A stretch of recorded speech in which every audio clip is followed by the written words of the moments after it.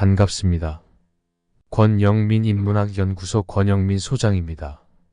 인공지능 시대는 인문학이 경쟁력입니다. 니체가 비난하는 두 부류의 사람.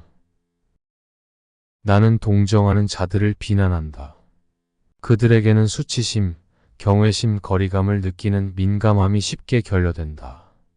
또 동정은 손을 뒤집을 때 천민 냄새가 나고 무례한 태도와 혼동될 정도로 비슷하다. 위대한 운명 속으로, 상처 입은 고독 속으로, 혹은 중대한 죄에 대한 특권 속으로 동정하는 손길들이 뻗치게 되면 그것은 경우에 따라서는 즉시 파괴적이 되기 때문이다. 이 사람을 보라. 내게는 가장 거친 말, 가장 거친 편지가 침묵보다 더 선의에 가득 차 있고 더 예의 바른 것처럼 느껴진다. 침묵하는 자들에게는 거의 언제나 마음에서 우러나오는 섬세함과 정중함이 결여돼 있다. 침묵은 하나의 반박이다. 깊이 삼키는 것은 필연적으로 나쁜 성격을 만든다. 심지어 그것은 위장까지도 상하게 한다. 모든 침묵하는 자들은 소화불량에 걸려 있다. 이 사람을 보라.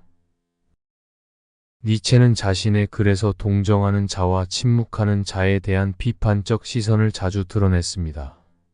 그의 관점에 따르면 이 두 가지 특성은 사람의 본성을 왜곡시키고 결국에는 더 큰 문제를 초래할 수 있습니다. 먼저 니체는 동정하는 자를 비난합니다. 그는 동정이 어떤 상황에서도 용납되지 않는다고 주장합니다. 동정은 자신의 약점을 드러내는 것으로 보이며 더욱이 그것은 상대방에게 수치심과 경외심을 줄 뿐만 아니라 동정하는 자의 민감함이 결여되었다는 인상을 준다고 말합니다. 동정은 그의 관점에서 손을 뒤집어 쓴 것처럼 보이며 종종 무례함과 혼란을 초래할 수 있다고 지적합니다. 한편 침묵하는 자에 대해서도 니체는 비판적입니다. 그는 침묵이 자신의 섬세함과 예의를 떠나 있다고 보며 침묵하는 자들이 심지어 그의 마음속의 섬세함과 정중함조차 부족하다고 주장합니다. 그에게 있어서 침묵은 반박이며 깊이 삼키는 것은 오히려 나쁜 성격을 유발한다고 믿습니다. 또한 침묵은 진정한 대화와 이해를 방해하며 종종 위장과 소화불량을 초래한다고 니체는 주장합니다. 이러한 관점에서 볼 때 니체의 비판은 더 깊은 사고를 유도합니다.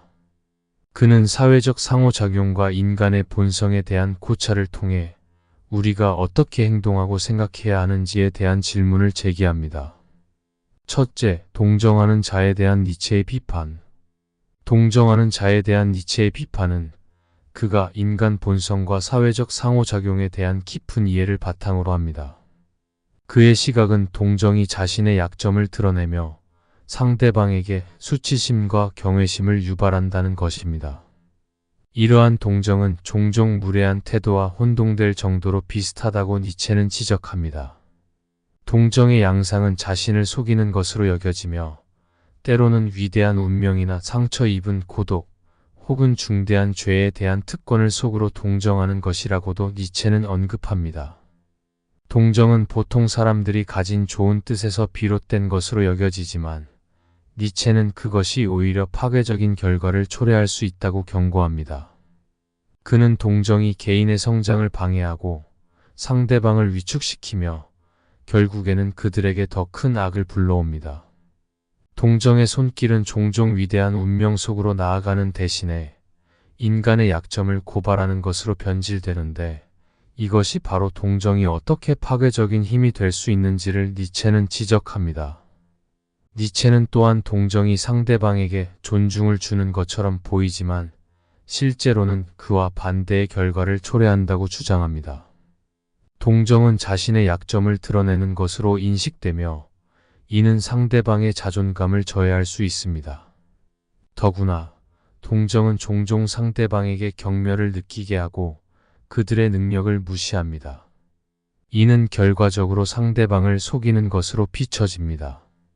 동정의 모습은 종종 위장된 비관적인 시각으로 보이기에 니체는 동정이 사실상 속임수에 가깝다고 판단합니다. 둘째, 침묵하는 자에 대한 니체의 비판. 니체는 침묵하는 자들을 비판합니다. 그의 시각은 침묵이 자신의 섬세함과 예의를 결여시키며 깊이 삼키는 것은 오히려 나쁜 성격을 유발한다는 것입니다. 침묵은 니체에게 하나의 반박이며 진정한 대화와 이해를 방해한다고 주장합니다. 니체는 침묵이 소통의 부재를 의미한다고 생각합니다. 침묵은 사회적 상호작용의 필수적인 부분을 차지하지만 그것이 언제나 의미 있는 것은 아닙니다. 오히려 침묵은 종종 위장과 소화 불량을 초래한다고 니체는 주장합니다. 이는 사람들이 자신의 생각과 감정을 숨기거나 억누르기 쉽다는 것을 의미합니다. 이러한 억누름은 결국에는 나쁜 성격을 유발하고 진정한 대화와 이해를 방해한다는 것이 니체의 주장입니다.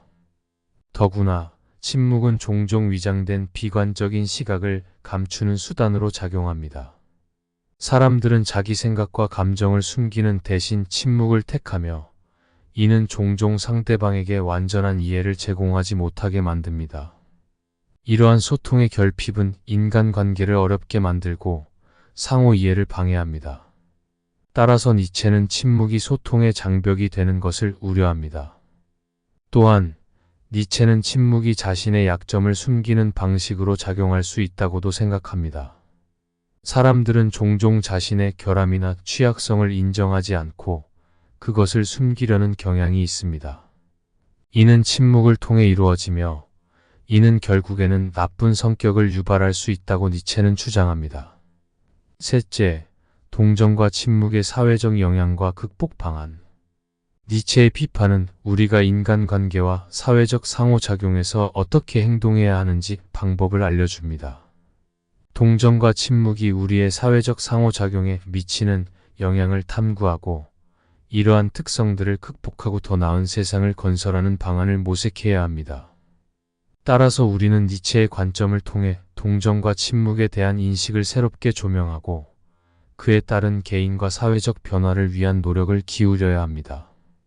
동정과 침묵은 우리의 사회에서 자주 나타나는 현상이지만 니체는 이들이 종종 부정적인 영향을 미친다고 주장합니다. 그의 관점에서 동정은 자신의 약점을 드러내는 것으로 보이며 이는 상대방에게 수치심과 경외심을 줄 수 있습니다. 또한 동정은 종종 위대한 운명이나 상처 입은 고독 혹은 중대한 죄에 대한 특권을 속으로 동정하는 것으로 변질될 수 있으며 이는 결국에는 파괴적인 결과를 초래합니다. 한편 침묵은 진정한 소통의 결여를 의미할 수 있습니다. 침묵은 사람들이 자기 생각과 감정을 억누르며 이는 결과적으로 상호 이해를 방해하고 대화의 장벽을 만들어냅니다. 또한 침묵은 자신의 약점을 숨기는 방식으로 작용할 수 있으며 이는 결국에는 나쁜 성격을 유발할 수 있습니다. 하지만 니체의 비판은 그 자체로 해결책을 제시합니다. 그는 우리가 동정과 침묵을 극복하고 더 나은 사회를 건설하기 위해 개인적이고 사회적인 변화를 통해 노력해야 한다고 말합니다. 우리는 먼저 자신의 동정심을 자각하고 그것이 어떤 결과를 초래할 수 있는지를 고려해야 합니다. 또한 우리는 침묵이 소통의 결여를 초래할 수 있음을 인식하고 열린 대화와 이해를 장려해야 합니다. 이러한 노력은 결국에는 더 나은 인간관계와 더 나은 사회를 구축하는 데 도움이 될 것입니다.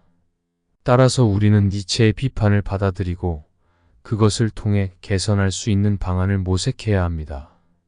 결론적으로 니체가 비난하는 두 부류의 사람, 동정하는 자와 침묵하는 자, 모두 인간관계와 사회적 상호작용에서 부정적인 영향을 미칠 수 있다는 점을 명확히 이해해야 합니다. 그러나 우리는 이러한 부정적인 특성을 극복하고 더 나은 세상을 건설하기 위해 노력해야 합니다. 동정하는 자에게는 더욱 인간적인 접근이 필요합니다. 우리는 자신의 동정심을 자각하고 그것이 과도한 수치심과 경외심을 유발할 수 있다는 것을 인식해야 합니다. 동정은 다른 사람의 고통을 공감하고 이해하는 데 중요하지만 그것이 상대방을 위축시키거나 자신의 운명을 부정하는 데 이르지 않도록 주의해야 합니다. 침묵하는 자에게는 솔직한 대화와 개방적인 태도가 필요합니다. 우리는 침묵이 소통의 부재를 의미할 수 있음을 이해하고 그것이 결국에는 나쁜 성격을 유발할 수 있다는 것을 경계해야 합니다. 또한 우리는 침묵이 상호 이해를 방해할 수 있다는 점을 명심해야 합니다. 따라서 우리는 솔직한 대화를 장려하고 서로를 이해하고 존중하는 문화를 만들어 나가야 합니다. 결국 우리는 니체의 비판을 받아들이고 그것을 토대로 자아성찰을 하고 사회적으로 발전해야 합니다. 동정과 침묵이 어떤 형태로든 우리의 인간관계에 부정적인 영향을 미치는 것을 피하기 위해 우리는 서로에게 더 많은 이해와 예의를 베풀어야 합니다. 이를 통해 우리는 더욱 화합하고 포용하는 사회를 구축할 수 있습니다. 이번 강의는 여기까지입니다. 이번 영상이 도움이 되셨다면 구독과 좋아요를 눌러주세요.